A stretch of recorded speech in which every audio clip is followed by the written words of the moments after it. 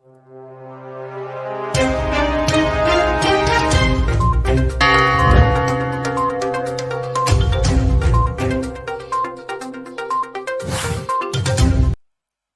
friends, welcome to our channel Eyes Dalbar. We are going to discuss our news discussion. और आज सभी लोगों को न्यूज़ मिल ही गया होगा, मैसेज पहुंच गया होगा सर का कि कल से हम ये क्लास लाइव करेंगे, ठीक है ना। लाइव सेशन में हम करंट अफेयर्स को डिस्कस करेंगे। 9 o'clock का टाइम अभी डिसाइड किया गया है। हो सकता है थोड़ा सा और पहले करना पड़े, बिकॉज 9:30 से फिर क्लास रहती है आप लोगों की। तो 9 o'clock पे हम लोग लाइव सेशन में आएंगे कल से करंट अफेयर्स के डिस्कशन के लिए, ठीक है ना। तो आइए आज का सेशन देखते हैं। आज के जो भी इंपॉर्टेंट न्यूज़ हैं उसको देख लेते हैं। सबसे फर्स्ट जो आज का न्यूज़ है that is central bank digital currency. क्या है सेंट्रल बैंक? अच्छा आप बताइए, मैंने एक दिन आप लोगों को पढ़ाया भी था। सेंट्रल बैंक का मतलब क्या है? कौन सी बैंक है भारत में जिनको सेंट्रल बैंक बोलते हैं? दैट इज आरबीआई, ठीक है। आरबीआई को सेंट्रल बैंक बोला जाता है भारत में, ठीक है ना। तो भारत की सेंट्रल बैंक का नाम आरबीआई है, रिजर्व बैंक ऑफ इंडिया है, याद रखिएगा, भारतीय रिजर्व बैंक। ये क्या कर रही है? डिजिटल करेंसी को लॉन्च करने जा रही है। करेंसी मतलब मुद्रा, डिजिटल मतलब जो ऐसे डिजिटली चलता हो ना, इंटरनेट वगैरह इन चीज़ों पे चलता हो, जिसको आप महसूस, मतलब आप उसको महसूस नहीं कर सकते, बस देख सकते हैं। तो ये डिजिटल करेंसी है। आपने बहुत सारे डिजिटल करेंसी का नाम इन दिनों सुना होगा, न्यूज़ में बना रहता है। किसी का नाम बताइए जो आपको याद आ रहा हो डिजिटल करेंसी में। तो आपको याद है बिटकॉइन का नाम आप अक्सर सुनते रहते हैं, बिटकॉइन। तो कुछ उसी पर आधारित होगा ये सेंट्रल बैंक का डिजिटल करेंसी। तो ये क्या है इसके बारे में थोड़ा सा और जान लेते हैं। रिजर्व बैंक ऑफ इंडिया एक रीसेंट रिपोर्ट लेकर के आई है डिजिटल रुपी पर, और इसको इंट्रोड्यूस करने जा रही है सीबीडीसी। शॉर्ट फॉर्म याद रखना है, CBDC, central bank digital currency, ठीक है। भारतीय रिजर्व बैंक ऑफ इंडिया का जो डिजिटल रुपया है उसको लॉन्च किया जाएगा। सेंट्रल बैंक डिजिटल करेंसी इसको हिंदी में भी बोलेंगे, ठीक है। अब इसमें क्या है कि it is in the phase of beginning with the wholesale business in current financial year. अब देखिए, अगर डिजिटल करेंसी लाया जाएगा तो आपसे पहला सवाल क्या पूछा जाएगा कि कौन से प्रावधान में बदलाव किया गया होगा। ऐसे तो नहीं आप लॉन्च कर सकते हैं कोई भी चीज़ को, जब आप, एक तो मुद्रा से जुड़ा हुआ चीज़ है, पैसे से जुड़ा हुआ है, मतलब बहुत महत्वपूर्ण होगा। तो रिजर्व बैंक ऑफ इंडिया अगर इसको प्रपोज कर रही है, ला रही है, तो कहीं ना कहीं तो बदलाव वो करेगी, संशोधन करेगी। तो अमेंडमेंट कहाँ किया जा रहा है? Reserve bank of India act 1934 में संशोधन किया जा रहा है, और उसके बाद लॉन्च किया जाएगा सीबीडीसी को, याद रखिएगा। क्या है ये CBDC, central bank digital currency? It is a digital form of a paper currency. एक पेपर करेंसी का डिजिटल फॉर्म होगा, ठीक है, मतलब डिजिटल रूप में होगा। कागजी मुद्रा का एक डिजिटल रूप है ये। किसी भी नियामक संस्था द्वारा संचालित नहीं होने वाली क्रिप्टो करेंसी के विपरीत केंद्रीय बैंक द्वारा जारी और समर्थित वैध मुद्रा है। याद रखिए, आपको पता है ना, क्रिप्टो करेंसी का सपोर्ट किसी ने नहीं किया था। जो क्रिप्टो करेंसी लॉन्च किया गया था उसमें कोई लीगल बैकिंग नहीं थी, याद रखिएगा। उसको कोई सपोर्ट नहीं मिला था, ना उसको कोई बैंक इशू कर रहा था, ना आरबीआई इशू कर रही थी, कोई भी रेगुलेटरी मैकेनिज्म उसका नहीं था।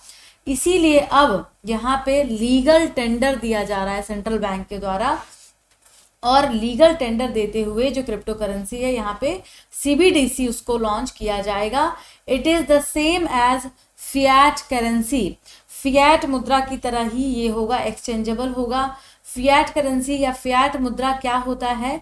जिसकी फेस वैल्यू होती है। फेस वैल्यू क्या होता है? जैसे आपके पास 100 रुपए का नोट है, तो आप उससे 100 रुपए के एग्जैक्ट सामान को खरीद सकते हैं। तो उस जो 100 रुपए का जो नोट है, वो जो कागज है, उसके कागज की वैल्यू नहीं है। उस कागज पे जो 100 रुपए उस तरीके से चिन्हित है, जिसमें पूरा क्राइटेरिया मेंशन्ड है, उस 100 रुपए की वैल्यू है। समझ में आ रहा है मैं क्या बोल रही हूँ? पहले के समय में क्या होता था, एक सोने का सिक्का, तो सोने का सिक्का जो होता था उसमें सोने की वैल्यू होती थी, याद है ना। तो वहां पे सिक्का से ज्यादा सोने की वैल्यू होती थी। तो सोने जितने का है उतने का आपको वो सिक्का आपका होगा। लेकिन यहाँ पे क्या है, फिएट करेंसी में फेस वैल्यू होती है। चाहे वो कागज 10 रुपए का है, लेकिन अगर वो भारतीय रिजर्व बैंक के द्वारा दिया गया है तो वो उसकी कीमत कितनी होगी, 100 रुपए की होगी। तो वही यहाँ पे बोला जा रहा है कि जो डिजिटल करेंसी है, CBDC है, वो एक फियाट करेंसी की तरह होगा। इसको आप देके किसी से सामान एक्सचेंज कर सकते हैं। और अब देखिए यहाँ पे फियाट करेंसी के बारे में भी लिखा हुआ है कि it is a national currency that not pegged to the price of a commodity such as gold और सिल्वर। तो उसकी फेस वैल्यू होती है। अब देखिए जो डिजिटल फियाट करेंसी है या फिर CBDC है, एक ही बात है, ठीक है। CBDC बोल दीजिए या फिर डिजिटल फियाट मुद्रा बोल दीजिए, जो कि अभी लॉन्च होने वाला है। That can be transacted using wallet backed by blockchain. ये ब्लॉकचेन क्या है, ध्यान देखिए, बहुत इंपॉर्टेंट है ब्लॉकचेन। ब्लॉकचेन एक टेक्नोलॉजी है। आपसे क्वेश्चन पूछ सकते हैं कि डिजिटल करेंसी को जब लॉन्च किया गया है तो उसमें कौन सी टेक्नोलॉजी का इस्तेमाल किया गया है, दैट इज ब्लॉकचेन टेक्नोलॉजी, ठीक है। ब्लॉकचेन टेक्नोलॉजी की बैकिंग दी गई है। अभी पूरे विश्व में कैसा चल रहा है, ट्रेंड्स क्या है, वैश्विक प्रवृत्ति क्या है इन डिजिटल करेंसी को लेकर के। बहामास का नाम आप लोगों ने सुना है। बहामास में बहामास ऐसी इकोनॉमी है जिसने नेशन वाइड पूरे अर्थव्यवस्था में, अपने पूरे देश में सैंड डॉलर को लॉन्च किया है एज अ CBDC, जो आपका डिजिटल करेंसी है। नाम याद रखिएगा, सैंड डॉलर। क्वेश्चन पूछा जाएगा कहाँ से संबंधित है, तो बहामास से। बहामास एक जगह है, कंट्री है, याद रखिएगा। नाइजीरिया ऐसा दूसरा देश बना जिसने वर्ष 2020 में लॉन्च किया ई नायरा। तो ई से आप समझ जाएंगे कि ई से मतलब डिजिटल की बात हो रही है, और नायरा से नाइजीरिया। याद रखिएगा, नाइजीरिया लॉन्च करने वाला दूसरा देश बन गया है जिसने डिजिटल करेंसी को लॉन्च किया है। और चाइना क्यों पीछे रहे भाई, तो चाइना ऐसा मेजर इकोनॉमी, मतलब इकोनॉमी टर्म में चाइना अभी काफ़ी आगे है पूरे विश्व में। तो मेजर इकोनॉमी में देखा जाए, बड़ी इकोनॉमी में देखा जाए, बड़ी अर्थव्यवस्था में, तो चाइना पहला ऐसा देश है 2020 में जिसने कि अपने यहाँ पे ECNY, याद रखिए, ECNY नाम की जो डिजिटल करेंसी है उसको लॉन्च किया था पायलट प्रोजेक्ट के रूप में, ठीक है। डिजिटल करेंसी का नाम क्या है, ECNY। पूछा जाए ECNY कहाँ की करेंसी है, तो आप क्या बोलेंगे, चाइना। बोला जाएगा सैंड डॉलर, तो आप कहाँ का बोलेंगे, बहामास। ई नायरा कहाँ बोलेंगे, नाइजीरिया, ठीक है ना। आगे बढ़ते हैं। अगला न्यूज़ है स्वच्छ भारत मिशन ग्रामीण। स्वच्छ भारत मिशन ग्रामीण मतलब गांव। तो गांव में भी स्वच्छ भारत मिशन लॉन्च किया गया था और शहरों में भी। GS पेपर 2 में हम इसको रखेंगे, पॉलिटी का पार्ट है, सोसाइटी का भी पार्ट है, लेकिन पॉलिटी में इसको रखेंगे मेजरली। ओपन डेफिकेशन फ्री बनाना था पूरे भारत को। 2019 में ये टारगेट लॉन्च किया गया था। 2019 में पूरा हुआ था जो स्वच्छ भारत मिशन का अभियान था ग्रामीण वाला, 2019 में अक्टूबर में पूरा किया गया था इसको। देखिए over 1 lakh village declared themselves as open defecation free plus. अब प्लस में भी ये 1 लाख गांव को डिक्लेयर कर चुके हैं। तो एक तो ओपन डेफिकेशन फ्री आया था, फिर ओपन डेफिकेशन फ्री प्लस आया, फिर open defecation free plus plus, इस तरीके से भी आया, ठीक है। इसको देखिए यहाँ पे ODF क्या था, सभी जगह पे अगर ODF डिक्लेयर है इसका मतलब है वहां पे अब खुले में कोई भी शौच नहीं जाता है, ठीक है ना। Not even a single person is found defecating in open, यानी कि सबके घर में शौचालय बना दिया गया है। ये था ODF, ठीक है, ये था ODF। उसके बाद आया ODF प्लस। इसका क्या है, ऑब्वियसली अब यहाँ पे कि जो आगे का प्रोसेस है कि डेफिकेशन के लिए लोग बाहर ना जाएं, यूरिनेटिंग के लिए लोग बाहर ना जाएं, किसी भी तरीके से लोग बाहर गंदगी को ना फैलाएं। और इसकी जो पूरी जिम्मेदारी थी उसमें जो कम्युनिटीज़ हैं और उसके बाद पब्लिक टॉयलेट्स वगैरह को बनाया जाए, उसको फंक्शनल किया जाए, मतलब उसको कार्यात्मक बनाया जाए। एक तो है कि आपने शौचालय बना दिया, उसको फंक्शनल कीजिए, वहाँ पे लोग जा रहे हैं कि नहीं, फ़ायदा उठा रहे हैं नहीं उसका, ये देखना ओपन डेफिकेशन फ्री प्लस का काम था। मतलब जो एक स्टेप हुआ उस स्टेप से आगे बढ़ करके दूसरे स्टेप पे पहुँच जाना। तीसरा था open defecation free plus plus, ठीक है। इसमें क्या है, एक शहर को ODF प्लस प्लस घोषित किया जा सकता है यदि वह पहले ही ODF प्लस की स्थिति में है। मतलब वहाँ पे अब ODF प्लस प्लस में क्या हो गया कि आप वहाँ के जो सीवेज है, नालियाँ, गंदगी, कचड़े, डंपिंग, इन सभी चीज़ों का पूरा निगरानी हो। शहर, ध्यान दीजिएगा, शहर मतलब वहाँ पे कोई गंदगी ना हो, वाटर बॉडीज क्लीन हो, है ना, वहाँ का एरिया जो है उसमें गंदगी ना फैल रहे हो, मच्छर ना हो रहे, तो ये सब अगर वहाँ पे चीज़ें हैं तो उसको ओपन डेफिकेशन प्लस प्लस में रखा जाएगा। तो इस तरीके से यानी भारत डेवलप्ड कंट्री की तरफ बढ़ता जा रहा है।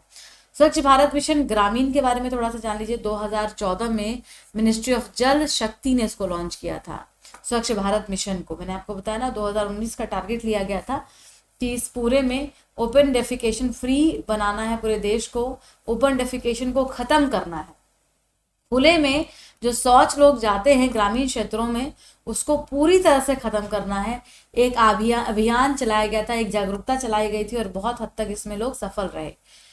India's first commercial SSA observatory, Bharat का पहला वाणिज्यिक SSA वेधशाला क्या है, कहाँ है, इसको देखते हैं।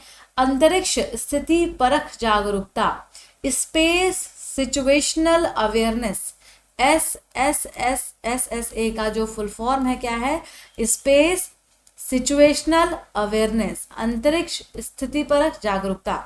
अंतरिक्ष की क्या स्थिति है, स्पेस की क्या स्थिति है, इसको जानने के लिए एक जागरूकता अभियान चलाना, एक ऐसा ऑब्जर्वेटरी जिसको कि गढ़वाल रीजन उत्तराखंड, नाम रट लीजिए, 2023 के प्रीलिम्स के लिए वेरी मोस्ट इंपॉर्टेंट क्वेश्चन पूछ लिया जाएगा, कहाँ पर ओपन किया गया है।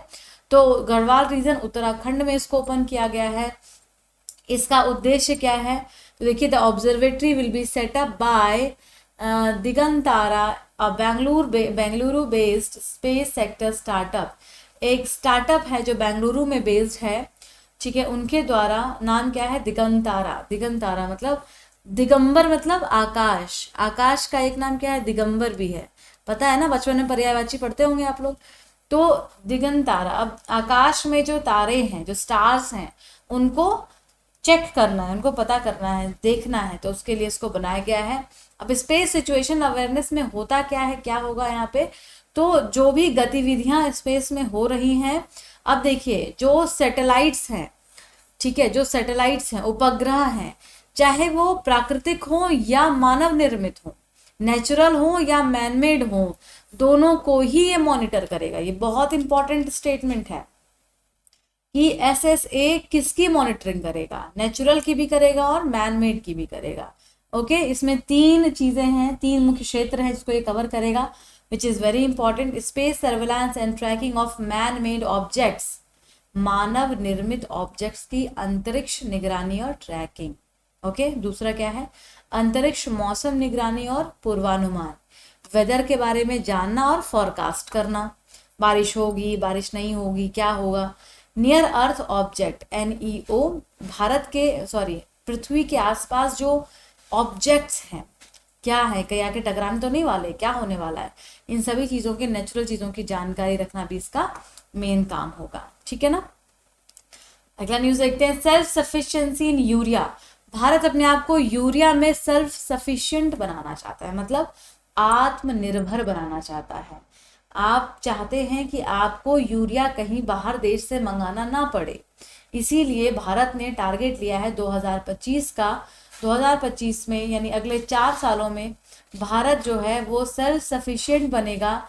किस मामले में, लिक्विड नैनो यूरिया को डेवलप करेगा। बहुत इंपॉर्टेंट न्यूज़, बहुत ही important, liquid nano urea.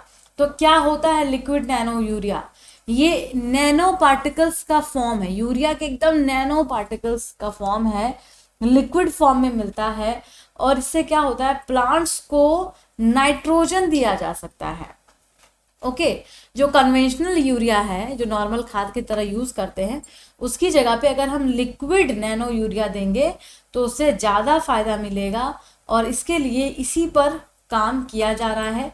Urea क्या होता है, सफेद रंग का एक रासायनिक नाइट्रोजन उर्वरक है, ठीक है, केमिकल नाइट्रोजन फर्टिलाइजर है क्या, यूरिया, ठीक है ना, केमिकल है, ये रासायनिक है, याद रखिएगा। और ये जो है कृत्रिम रूप से नाइट्रोजन प्रदान करता है, किसको, पौधों को। तो पौधों के लिए यूरिया बहुत ज़रूरी होता है, लेकिन लोग क्या करते हैं, खूब सारा यूरिया भर देते हैं, क्योंकि यूरिया पे भारत में सब्सिडी दी जाती है। अब यहाँ पे जो डेवलपमेंट हो रहा है उसके हिसाब से भारत में सबसे पहले जो यूरिया इंट्रोड्यूस किया गया था, सबसे पहले वो भारतीय किसान उर्वरक सहकारी लिमिटेड इफ्को के द्वारा दुनिया भर में इसको लॉन्च किया गया था यूरिया को। और फर्स्ट लिक्विड नैनो यूरिया जो प्लांट बनाया जा रहा है, वेरी इंपॉर्टेंट, लिख लीजिए, कलोल गुजरात, याद रखिएगा। कलोल कहाँ पर है? गुजरात में है। कलोल गुजरात में पहला लिक्विड नैनो यूरिया का प्लांट लगाया जा रहा है। यूरिया के प्लांट भारत में कई सारे हैं लेकिन लिक्विड वाले नहीं हैं, तो लिक्विड नैनो यूरिया का प्लांट कहाँ पर? कलोल गुजरात में उद्घाटन इसका किया गया है। ठीक है, अगला न्यूज है मून लाइटिंग। अब बच्चे आपसे पूछ लिया जाएगा, मून लाइटिंग न्यूज में था, ये क्या है? आपको क्या लगेगा? मून से संबंधित है ना, सैटेलाइट से संबंधित है, स्पेस से संबंधित है, लेकिन ऐसा नहीं है। मून लाइटिंग का मतलब होता है, moon lighting is a word जहाँ पे कि लोग एक नौकरी के साथ दूसरी नौकरी भी करते हैं। मतलब ओवर टाइम करने के लिए, ज़्यादा पैसा कमाने के लिए, एक तो जॉब वो 8 घंटे की कर ही रहे हैं या 12 घंटे की, प्लस वो 4 घंटे और काम कर रहे हैं। मान लीजिए ट्यूशन पढ़ा दे रहे हैं, किसी और जगह किसी दुकान में जाके काम कर ले रहे हैं, या अपना उनको म्यूज़िक उनको बहुत पसंद है तो कहीं कॉन्सर्ट में जाके गाना गाते हैं 4 घंटे। तो अब क्या हो रहा है कि एक जॉब वो कर रहे हैं, साथ में वो दूसरा जॉब भी कर रहे हैं, इसको ही मून लाइटिंग बोलते हैं। अब इसमें दिक्कत क्या है? बहस चल रहा है, डिबेट चल रहा है। स्विगी ने तो अलाउ कर दिया अपने एम्प्लॉय को। स्विगी ने बोला भाई ठीक है, आप हमारा काम करो, उसके बाद जाके आपको जो अपने पैशन का काम करना है आप उसको करो, प्रोजेक्ट करो, हमें कोई प्रॉब्लम नहीं है। लेकिन रिशाद प्रेम जी जो कि चेयरमैन है विप्रो के, उनका कहना है कि it is just a cheating with the industry. ये तो चीटिंग है टेक इंडस्ट्रीज के साथ कि आप एक साथ दूसरा काम भी कर रहे हो, क्योंकि टेक इंडस्ट्री क्या चाहती? पूरा खून चूस लो, और एक बार अगर आपने अपने यहाँ पे हायर कर लिया, मतलब वो आपका आदमी गुलाम हो गया, नौकर हो गया, अब उसको काम करवाते रहो, उसकी अपनी कोई ज़िंदगी नहीं बची है। तो खैर, इस पर डिबेट चल रहा है, काफ़ी डिबेट डिस्कशन का मुद्दा है ये। मून लाइटिंग वर्ड आपके लिए बहुत इंपॉर्टेंट है, इसको याद रखिएगा। अगला बहुत ही इंपॉर्टेंट न्यूज़, गरबा। कितने लोगों को गरबा डांस आता है? ये देखिए, गरबा डांस ज़्यादातर दशहरे के टाइम पे गुजरात में महिलाएं गरबा परफॉर्म करती हैं, और गुजरात का कहीं ना कहीं स्टेट डांस भी है गरबा, जिसको कि ऐसे भी परफॉर्म किया जाता है। तो यूनेस्को की हेरिटेज लिस्ट में, आर्ट एंड कल्चर पढ़ेंगे या जिसने पढ़ा होगा वो यूनेस्को हेरिटेज लिस्ट के बारे में जानते होंगे। यूनेस्को एक ऑर्गेनाइजेशन है यूनाइटेड नेशंस की, ठीक है ना। ये क्या करती है? जो भी कला एवं संस्कृति है, एजुकेशन है, इन सभी का ब्यौरा रखती है पूरे विश्व में, और इसी का एक हेरिटेज साइट है, हेरिटेज लिस्ट है। तो अभी इसी लिस्ट में नॉमिनेट किया गया है गरबा को, गुजरात के गरबा डांस को। याद रखिएगा, गरबा गुजरात का डांस है, और अगर इसको शामिल कर लिया जाएगा तो फिर आपको जो यूनेस्को हेरिटेज लिस्ट आप याद करते हैं उसमें गरबा को भी याद करना पड़ेगा। हालांकि अभी इसको नॉमिनेट किया गया, थोड़ा सा इंतज़ार करना पड़ेगा। अगला न्यूज़ है बेंट टॉयड गेको। गेको का नाम जहाँ भी आप सुनते हैं गेको, तो आप थोड़ा सा वहाँ पे अंदाज़ा लगा सकते हैं कि ये गिरगिट, ये जो गिरगिट है उसकी प्रजाति होगी, ठीक है ना। गिरगिट की प्रजाति होती है, उसको गेको बोलते हैं। बेंट टॉयड गेको जो है अगस्थमलाई में पाया गया है, अगस्थमलाई।